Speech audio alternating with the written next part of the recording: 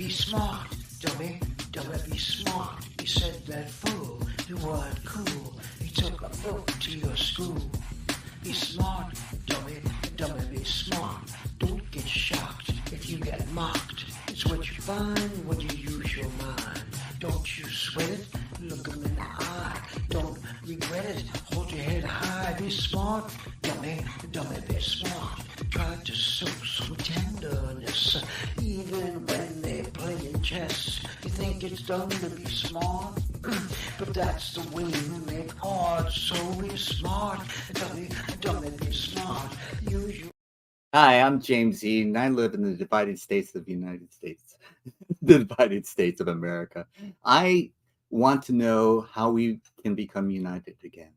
And unity does not mean uniformity. We don't have to dress alike, think alike, act alike. But we don't listen to each other as much as we used to, it seems to me. And we're always trying to change other people's minds. And we're not taught how to change our own. So this show is dedicated to bringing a guest on to change my mind about something. And we'll see how it goes. And today's show is about recovery. When addiction is all over the United States, affecting countless families, and it's hard to think of families that haven't been affected one way or another. And so I brought a guest on today to help me talk about allow him to talk about how he got into recovery, what he's doing now, that sort of thing, and kind of like play off of my experiences with his, because my feeling is the gay community taught me that I don't out anyone else, but I'm out. So that I'm an addict. You can see the book over my shoulder, Freedom, that I wrote about my story. And, I'm going to bring somebody on, but he's going to preserve his anonymity. And his name is Mark. And Mark, I'm going to bring you on stage now. Mark, you're on the air with me. And I hope that I just want to tell you that I'm really happy that you took the time to talk to me about your experiences. And can you hear me, Mark? James, I can totally hear you, and I'm very happy to be here for you today and for your audience. Yes, thank you, Mark. And so, what was the driving force that made you decide I need to get into recovery? Well, was there an incident? Was there a night or a certain time that you just said I need help? What really kind of became clear to me was that I began to soberly assess, even though I wasn't sober at the time. I get it. No pun intended. Yeah, I began to really assess where I was in life, and when I started to notice that I was losing friends, when I was losing pleasure in doing things, when I was, hearing from those people in my immediate family that, hey, you have an alcohol problem, and I will say that I was very resistant to this message at first. Of course, that's typical, I would say. Yeah. And I will say that part of the reason why I was really resistant to this message was I grew up in a very alcoholic household. I see. And it is the case that, like, for instance, I remember my wife telling me, because at the time my children weren't really old enough to really articulate it, but my wife was the one telling me that she felt I had an alcohol problem. And I remember, and it must have been like a year or two where I would laugh it off, partially just because it's like, oh, lady, you don't know what alcoholism is. Right. I'm not as bad as this guy, or that alcoholism is being yelled at and screamed at, and having the ever-present threat of violence. And I remember and the thing is, I was not guilty of any of those, which is the good news. Right. And actually, I did remember like looking at. I took those like Minnesota, questionnaires, the Right. assessments, self-evaluations.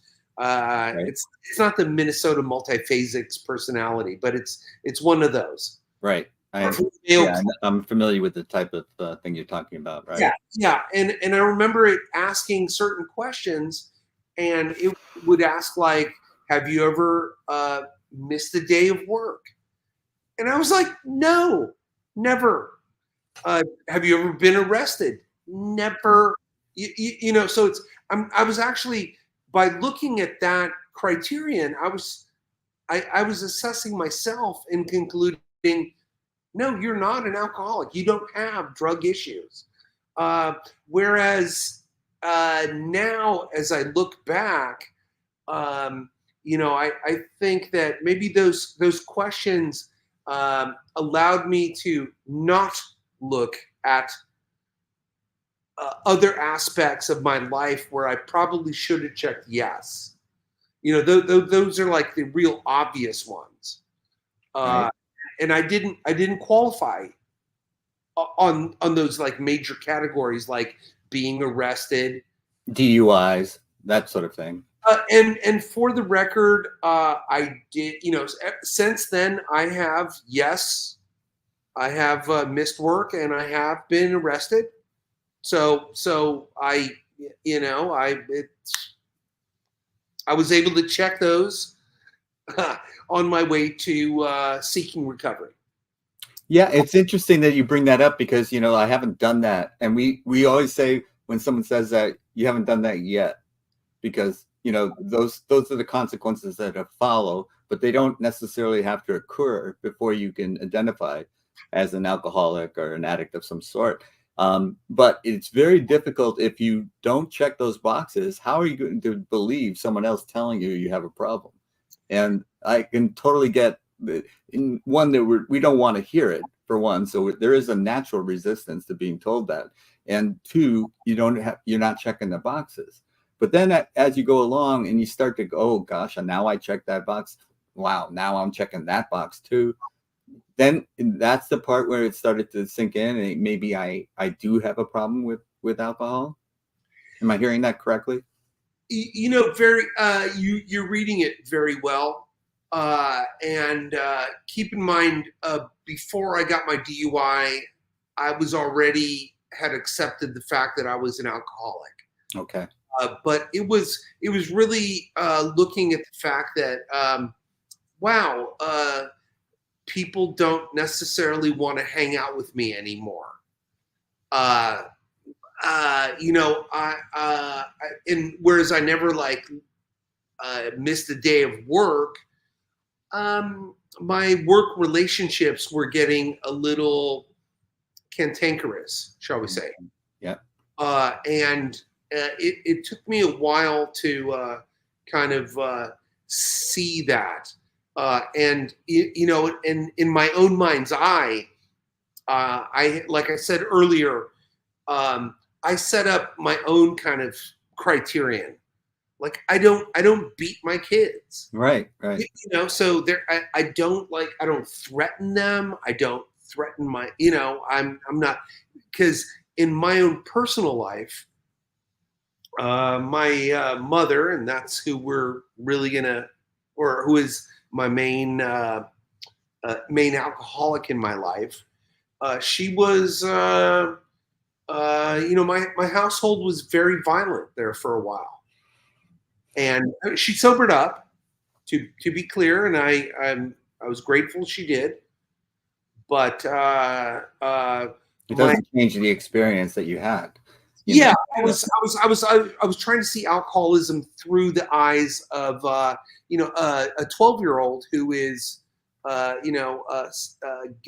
getting up in the middle of the night and arguing and trying to reason with a violent drunk who, and it wasn't always violent, but you know, when there's that kind of argument, there's always the threat is always there. Right. So there was, and I never like, you know, like when I was drinking, and my here in my house, for instance, in this living room, which you see the poster right there. Right. You know, like when I was here, if I was to, you know, I might like, you know, like go to sleep. You know, and I was thinking like, this is not a problem. Yeah, you're not harming anyone else, right? I'm literally, I mean, I wasn't like nurturing my children the way I should have. Right. Wasn't attending to the relationship with my wife the way I should have. Right. I wasn't putting energy into my neighbors in my community or friendships the way I should have. And they slowly began to kind of dissipate away. So you're talking to me, it sounds like you're talking about you may have been in denial, and then gradually your denial got chipped away, and then you accepted the fact that you have an alcohol problem. But what gets you to the point where I need help? I'm not clear yet on that. Help me understand that. Yeah. Well, and very, very correct. I was in a massive amount of denial, which oddly enough, I think I kind of inherited from my mother, who got a double dose from her father, my grandfather. You know, I mean, it's strange how coping skills or coping mechanisms can be handed down. If they are, that's how it definitely worked. And I definitely was in some denial, but at a certain point, you know, I did assess the reality of, wow, I really have kind of like painted myself into a corner where I'm just this kind of alone, isolated kind of type. Gotcha. Right. And I do want to say, God, this is it's almost embarrassing to say, but my I do happen to have a condominium in San Francisco. I live, you know, in Menlo Park, but I have a condominium there. And I remember at one point, like my wife, who was aware that I was incredibly unhappy here, and she literally kind of suggested, like, hey, listen, why don't you live there during the week and come back on the weekends? You know, this way I could get my city life, and maybe that would reinvigorate me. Maybe it was not really so much alcoholism, but depression. And honestly, very difficult to distinguish sometimes. Yeah. Yeah, no, and keep in mind the two play on one another. Of course. And so the thing is I actually kind of moved up there during the week, and I would, and oddly enough, when I moved up there, I in addition to drinking alcohol, I started doing a lot of drugs, which were very readily available to me because of the proximity of my condo to where the drugs were. Yep. And oddly, and it was, you know, initially it's like felt great, but it kind of, I eventually kind of stopped even coming back on weekends. Wow. Okay. So this little notion of like a pied à terre, you know, you have like a city place and a country place. Well, it just kind of became like, I was just kind of there. And, you know, and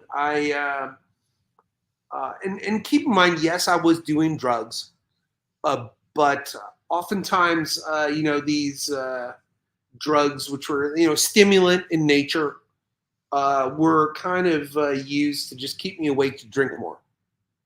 Gotcha. Yeah. And then like Saturday morning, I really couldn't uh, uh, drive down. I couldn't drive back down. You know, I just So it didn't. wasn't a decision so much as the way that your life was turning out was your options were limited by the way you were living, in the sense that you know, I always say that I've got the power of choice restored to me, and even if you wanted to drive back, you were just too sick and tired to do it. Yeah, no, I mean, at least I always kind of sort of understood, like, dude, you're wrecked. Don't get in the car. Right. Just do not do it. Keep in mind, I probably should have been pulled over 100 times before, but there are times when it's just like, dude, you're just that far out. Do not get in the car. Right. And you know, and it's so I began to kind of understand that. I think like one birthday, I spent by myself in my condominium, and I just remember feeling so sad. I couldn't drive. No one was going to come up and hang out with me. Right. And and I was just thinking, this is so sad. And is this really where I'm at?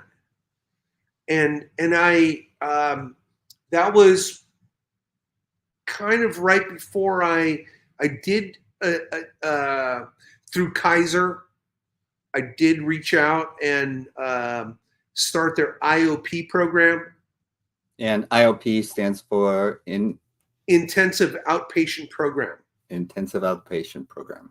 Yeah, and Kaiser has them, and almost most medical facilities have some program like that, and so it's always available. But you had to reach out. No one was telling you. Oh yeah, no. I knew I had a problem. Right. And it was, I reached out to them. Good for you.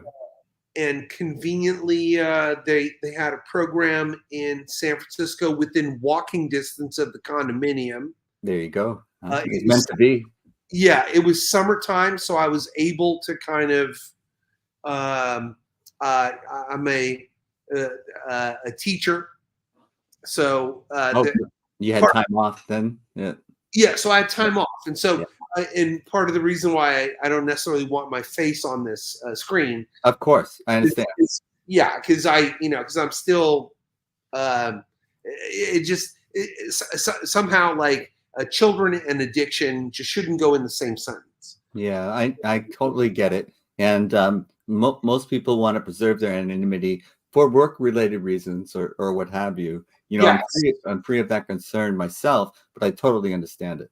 So that's very, very cool. So you basically were in walking distance of this IOP, and you took advantage of it. One, you reached out for it, and secondly, you took advantage of it. And then, did that help you? Did that make you turn a corner? How was that experience?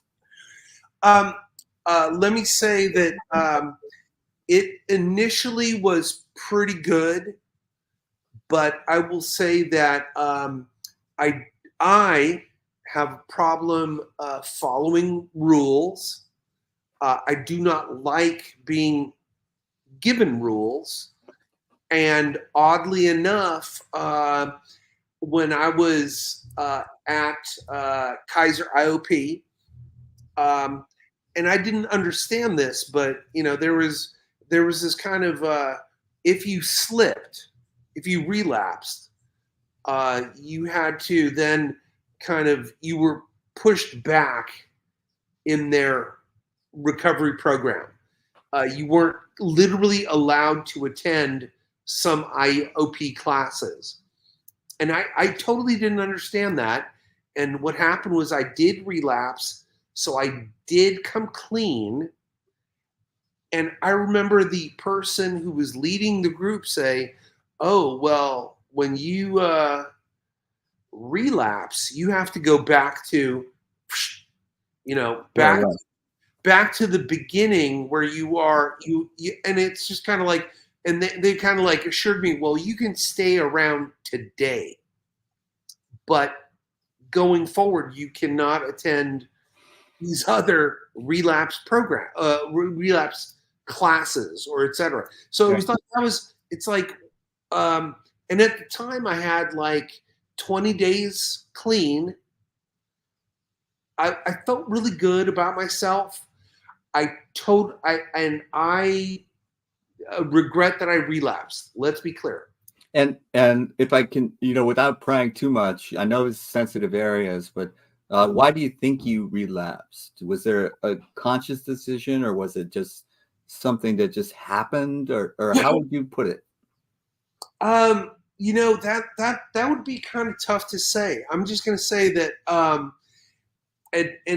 when I say that I've been trying to stay clean and sober, it's been a number of years at this point. I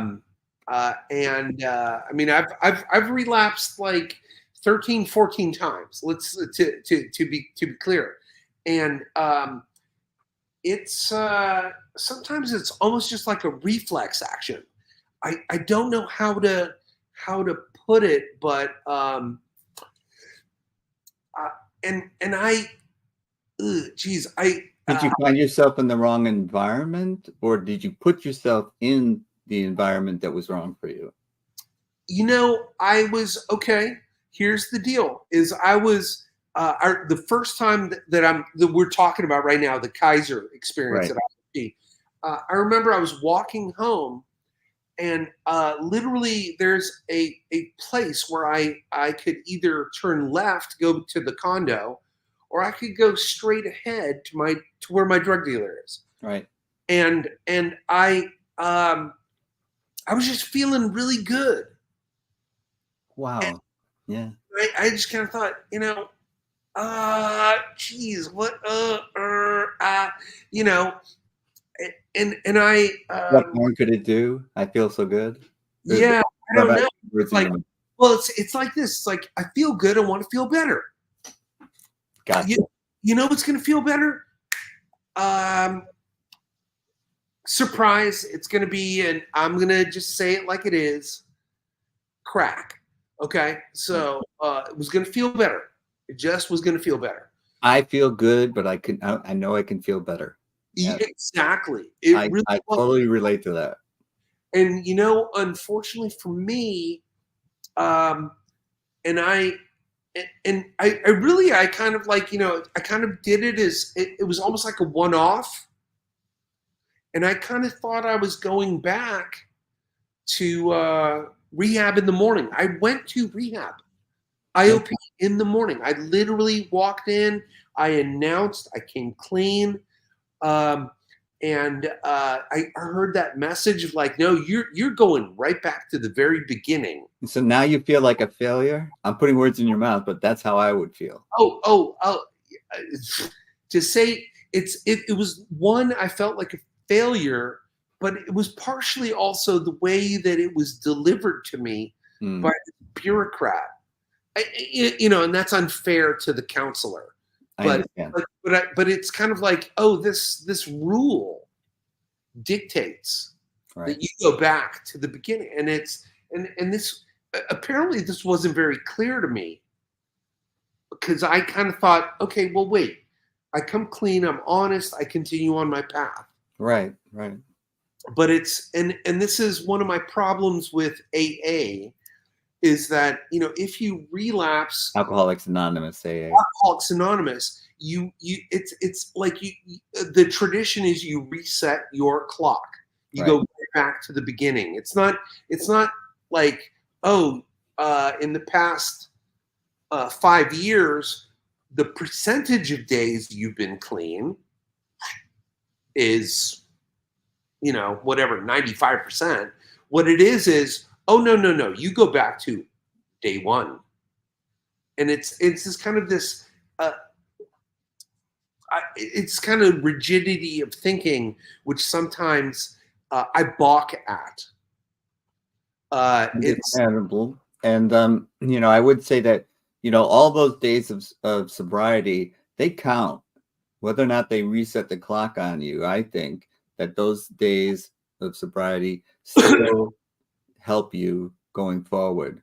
And the resetting of the counter or whatever the rule is, that I don't know how to say this, it doesn't really tell the story, the whole story, because all those days that you put in, they were meaningful too.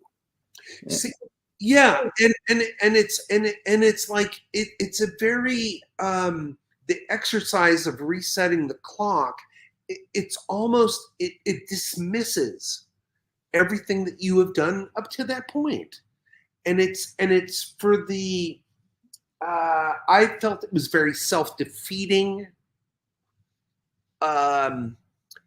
It kind of seemed a little kind of cruel, frankly. It just kind of like, what the fuck? Seriously? Yeah. This is, and keep in mind, not everybody in AA feels that, but because some people. But you did, and it's valid to feel that way because you felt that way. Yeah, we had. I had in my home group, the woman who is the secretary.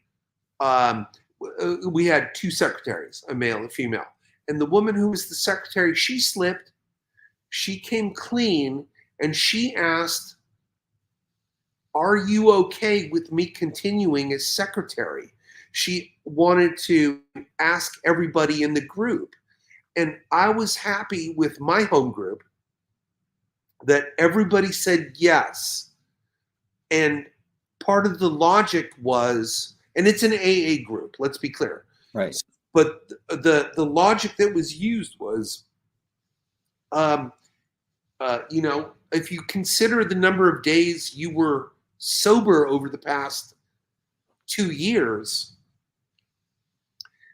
you can consider yourself 99.99% recovered.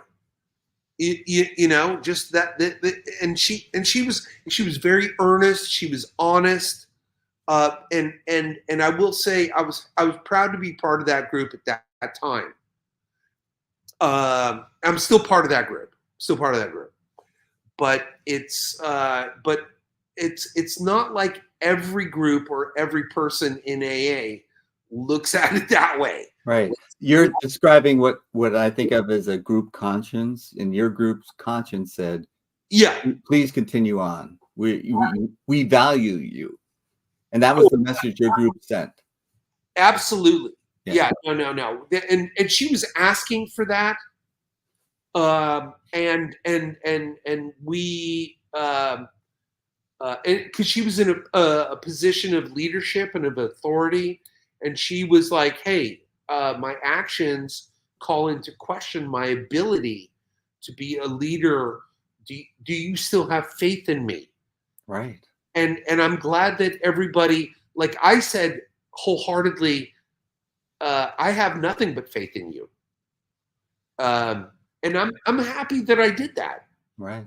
Because I think we were talking earlier, like I recently changed AA sponsors.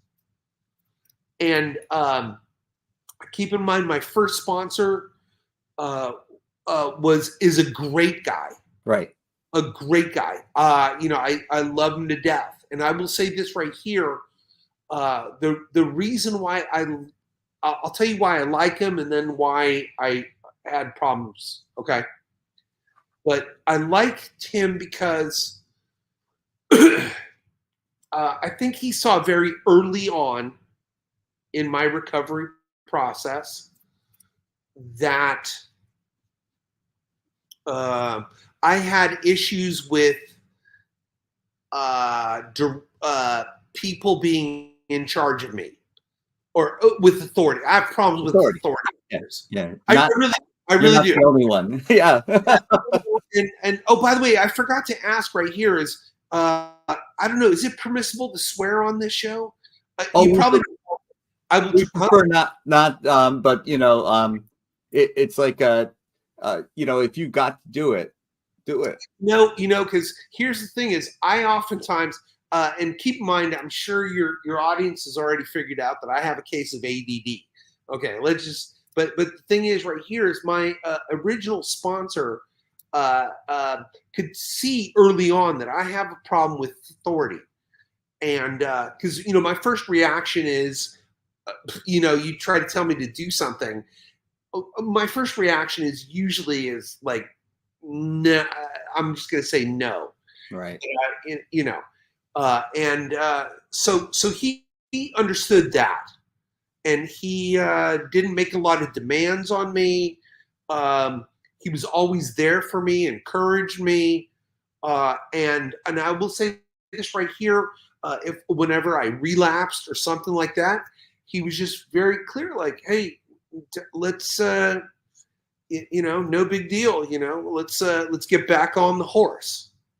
Let's and we would start by reading the big book from page 1 again.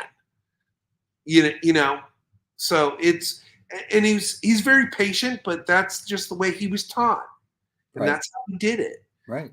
And I will say, because like some sponsors and sponsees, because during AA shares, and I've been to many an AA meeting at this point, I'm sure you've been to many, sometimes people talk about the sponsor-sponsee relationship. Right. And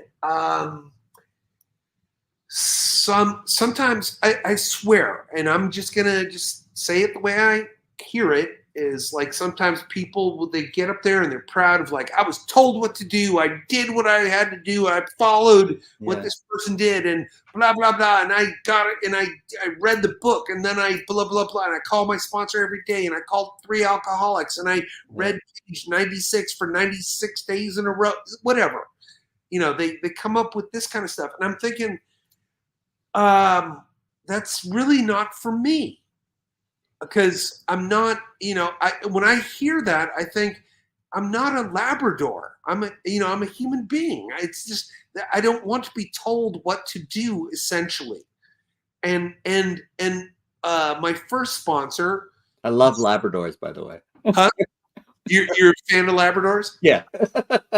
Well, that's great, as long but as they do need direction. That's for sure. No, that's great for them. That's great for them. And you could be happy for them that worked for them. But it doesn't. What works for them doesn't necessarily work for you. So you're on a journey to find what works for you. Yes, exactly. And you know what? And I do not begrudge anybody who found sobriety by being a Labrador. Okay, if that's your approach and that works for you, God love you. More power to you. Absolutely. More power to you. You know what? I'm actually happy that it works for you. Yes. What I do know is it doesn't work for me. It just and I'm not saying like what, I'm like a cat or something like that, or a different breed of dog. I know what you're saying. It's very true. You're just, you've got to be willing to listen and willing to take suggestions. Yeah. But you have to find what resonates internally with you, because that's your truth. And if it doesn't resonate within me, then I'm saying, this isn't going to work, But you also have to give yourself time to let the toxins get out of your system, let your decision making improve a little bit, and the questions that I had when I was first trying to get started, and I had the same kind of reactions to authority. I don't think we're alone in that, but I also knew right away that certain things that they were saying just weren't going to work for me. And I had to find my own way. And that finding of my own way, that's really what I want to talk to you about, Mark. How did you get from, okay, I'm relapsing and I'm having trouble with this sponsor. How did you get the courage to say, well, this guy, as great as he is, and he's doing it the way he was taught, and this isn't going to work for me. I've got to figure out something else. And that, I think, is a remarkable decision on your part, to know that what this isn't working. And maybe it's me, but maybe it's just that I need something else. And how did you go about finding that something else? Did you think it was even out there? Or did you give into a sense of hopelessness? Well, if this great guy can't do it for me, I might as well throw my hands up. Because I do hear that some people do that. And it's so sad, because there are other options out there. You know, and I will say this about my first guy, the OG guy, is that when I would bring up, like, I told him I was interested in refuge recovery. Yes, Refuge Recovery is a Buddhist-based recovery program, which I've attended. I'm also very proud to say that I enjoyed it and learned from it. And I think that it's definitely worth exploring. If not found, the Refuge Recovery and Recovery Dharma are both Buddhist-based recovery programs. But, how did you even? I didn't know it existed until somebody told me about it. Actually, I will say this right here is the one benefit of my Kaiser IOP program. Was they because they mandated that you do outside groups, right? And they gave you a full list of like, for instance, shout out to Kaiser. Yeah, no, and it was like, so they there was refuge recovery, there was smart recovery, which is kind of like a cognitive behavioral therapy approach, not a Buddhist approach. Right. There was also an atheist group called Life Ring, which I never attended, although I'm an atheist. I've heard of that. I have not attended either. Yeah, and by the way, the reason, I gotta check that out. I'm going to say that the reason why I don't, why I'm probably not doing refuge recovery right this second, partially is just the fact that there are no in-person meetings here on the peninsula, which is where you and I both live. My trouble too. Yeah, there's, because and I have no problem going to AA and to Refuge at the same time, either, or simultaneously. Also, the only like smart recovery that meets the closest one is like in Santa Clara. It's like, and it starts like at 7:30. Right. Whereas like AA, let's be clear, there's one every hour of every day. Yeah. You could always find a meeting. You can find. Shout out to AA for that. You can always find a meeting. No. And I applaud AA for that. And you can find fellowship. You can find people. Well, that you just struck a nerve with me, is because rather than the literature so much, it was the fellowship, it was the companionship, it was the kinship that I felt in this community of people. And I don't think that you and I think you will agree with me, it wasn't possible for me to do it alone. And I didn't think anyone else could help me. I didn't think anyone else could understand. And yet I found a community of people that did understand and could help me. And I listened to some of them say certain things, and it was like, wow, I had never thought of that. That's really helpful. So it wasn't so much the literature or the steps or whatever else. It was the community of people. And I think this is what I tell people. The most important thing is to find a community. And if it's in a church, a temple, a synagogue, I don't care. Find a community of people, of like-minded people that can help you and support you in your recovery, because it's work. It's hard. Getting sober, getting clean. That's hard work. There's no putting it, there's no easier, softer way of doing it. It's hard. And, you need support. You need companionship in order to make it. And that's the message that I try to deliver. And that is one of the strengths of AA. There were in-person meetings that you could go to. In refuge recovery, it was all, for me, it was all on Zoom. And that was the drawback at a certain point for me. And so I still attend.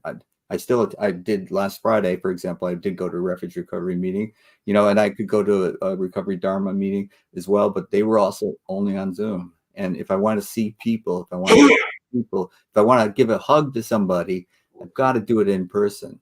And, you know.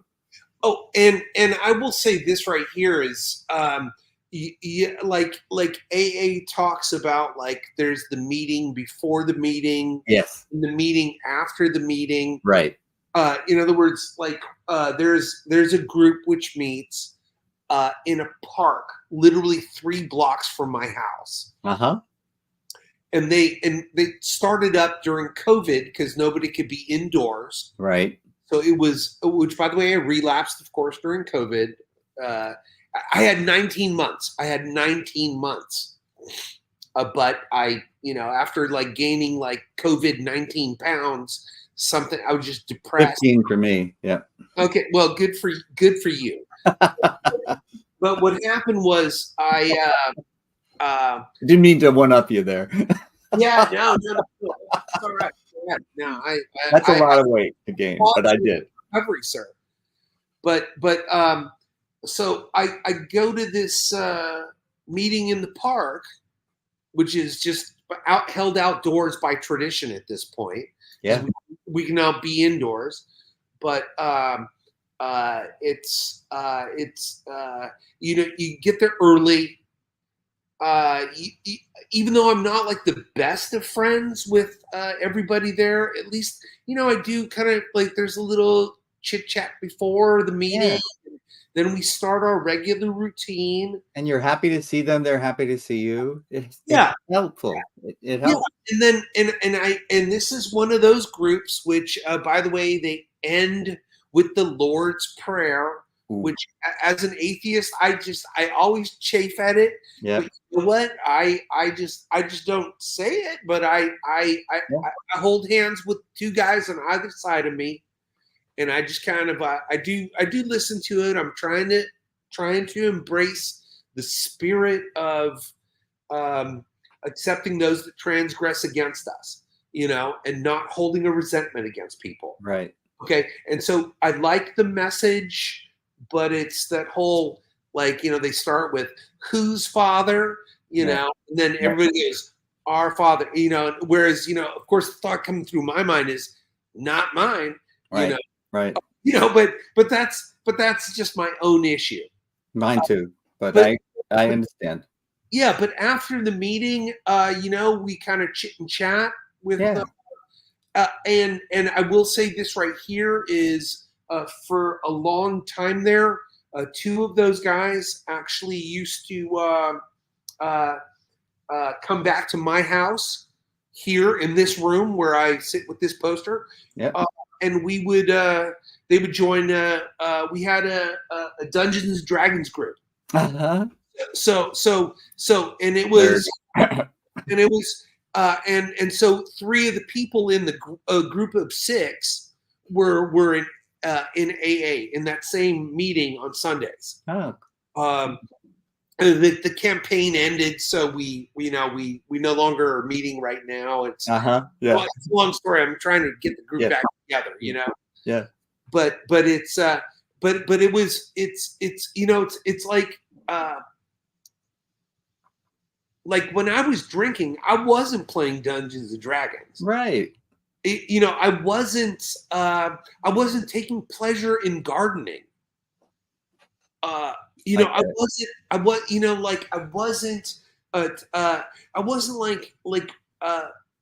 like reading outside. Like, I like reading histories and politics. But I wasn't like expanding my mind.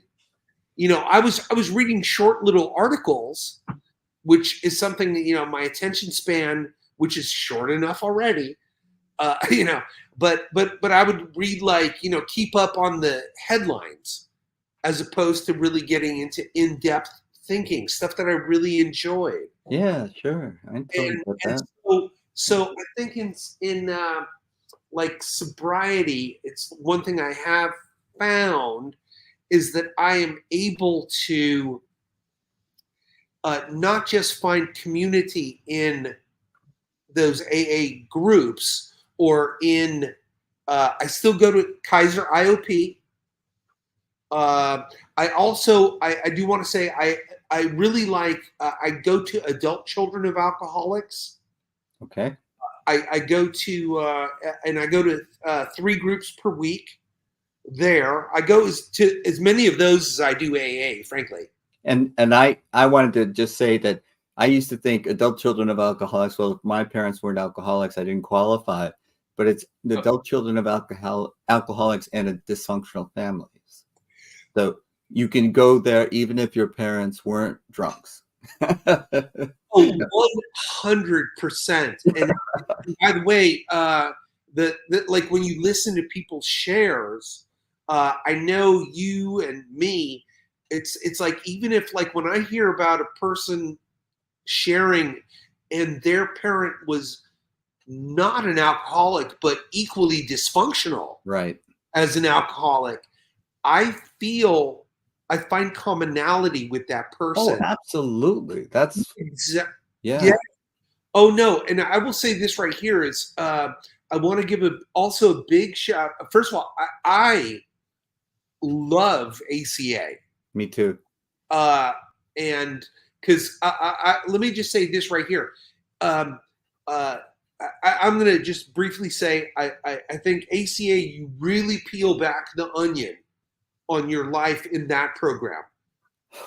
It's kind of eye-opening. It's like, it was for me. I was remarkable. Yeah, I thought the first meeting I attended was remarkable, and the second one, and I've been going since November, so it's still brand new to me in many ways. But I have found the level of discovery has been intense, and I didn't think it was possible after all these years of sobriety and all these meetings that I have gone to, the Refuge, yoga and the 12 steps, recovery Dharma, AA, all of these things. I didn't think that was possible for me anymore, and it was definitely my experience. And I do want to say, like, especially in ACA, like when we're there and we read our initial, like, what is the problem?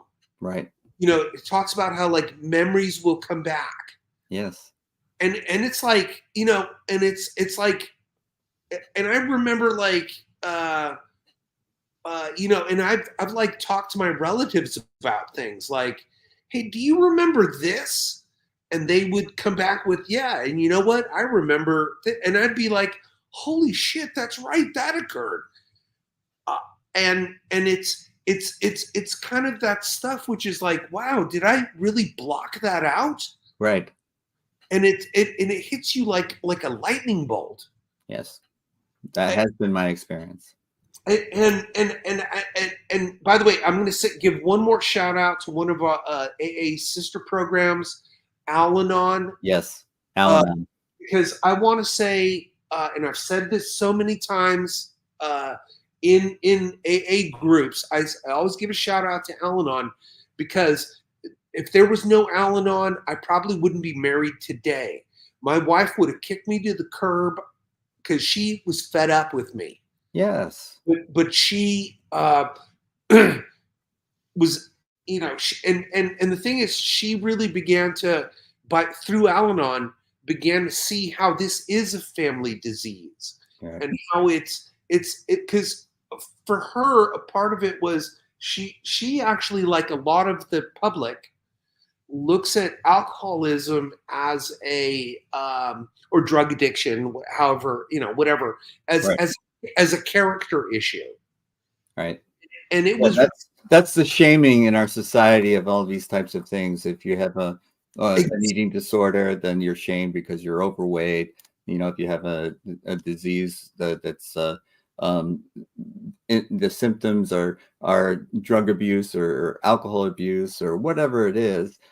These are what the ACA and other programs like Al-Anon are teaching us, is that these are diseases rather than choices that we make, and these types of things have a root cause, And once we get to the root cause, then we start to make progress in healing ourselves. And when we can do that, then the compulsion to behave in self-destructive as well as destructive to families, for example, loved ones, instead of acting like that, we can change and alter our behavior in a way that we are more loving and kind. And it's better for us, it's better for society.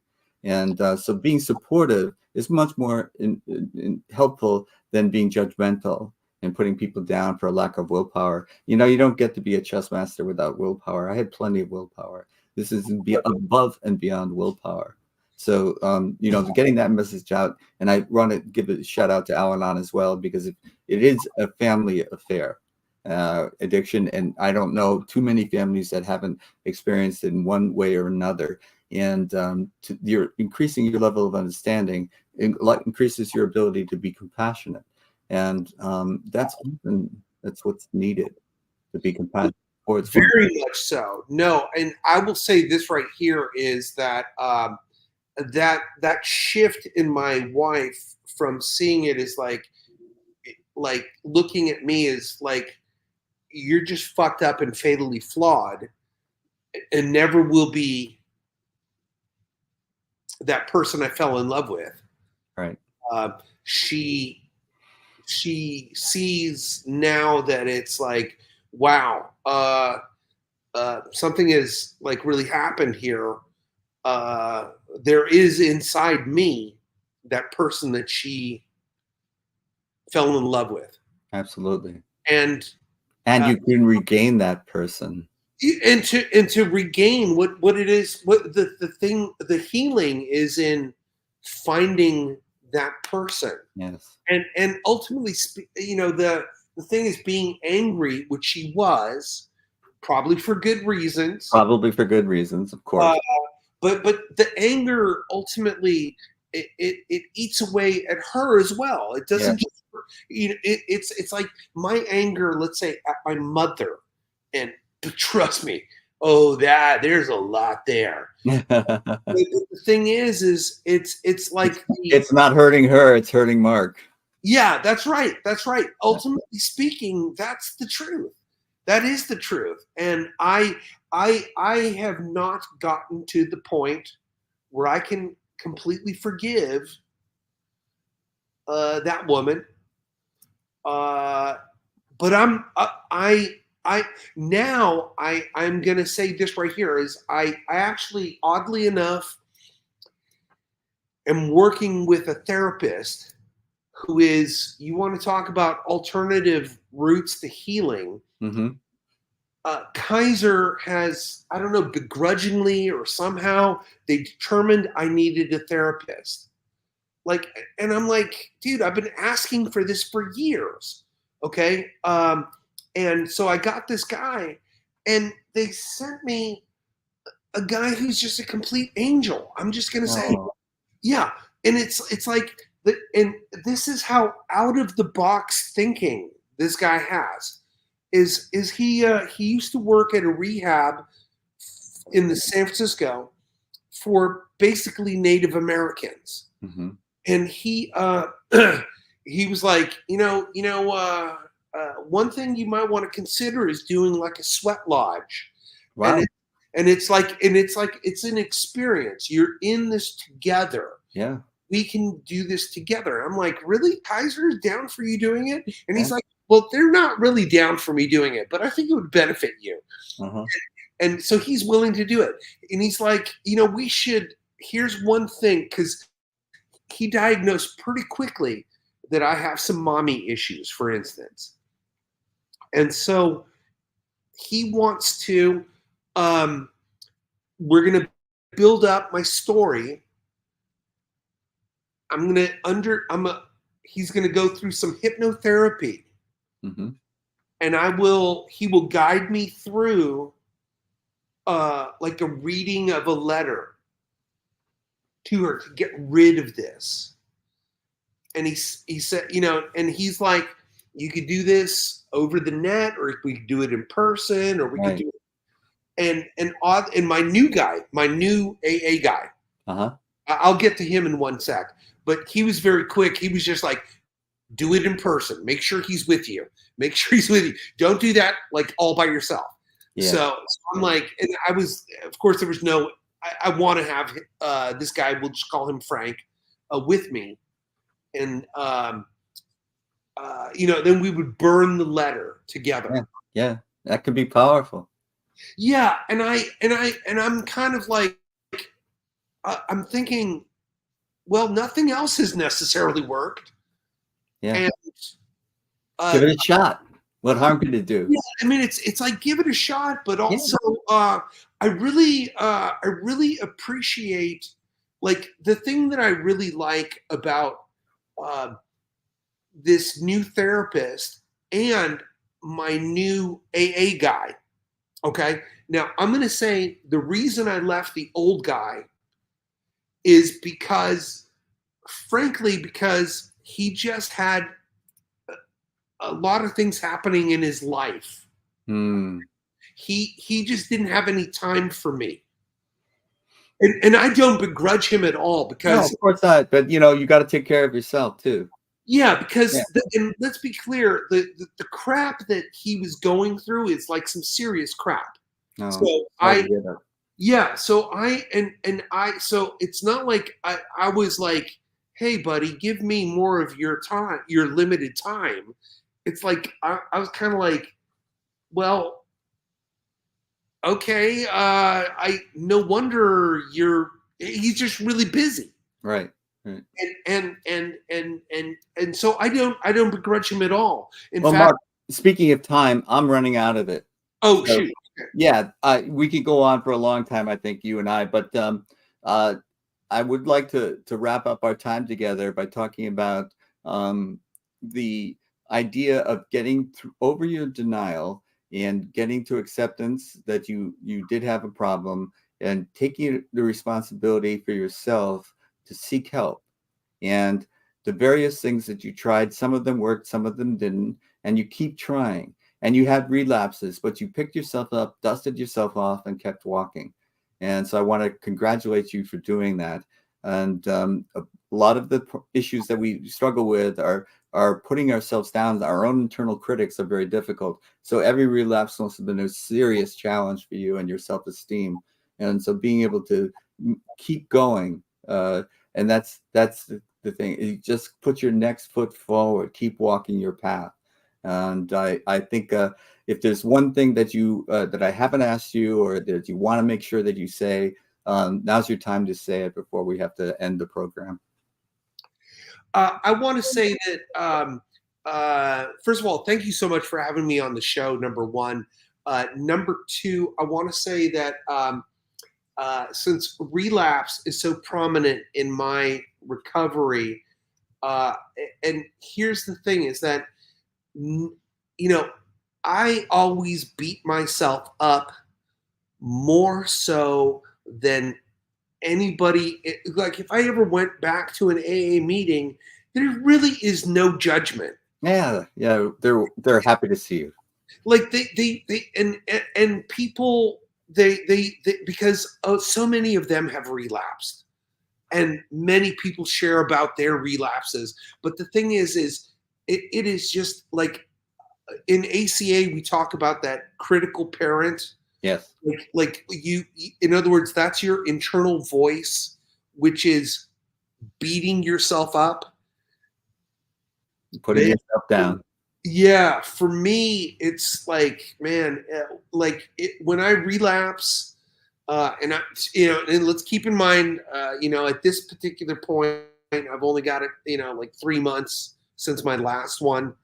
And I'm just saying this, right? Don't anybody hold your breath, just because I don't know. I am dour, but the fact of the matter is this right here. The person I know that beats me up the most is me. And Mark,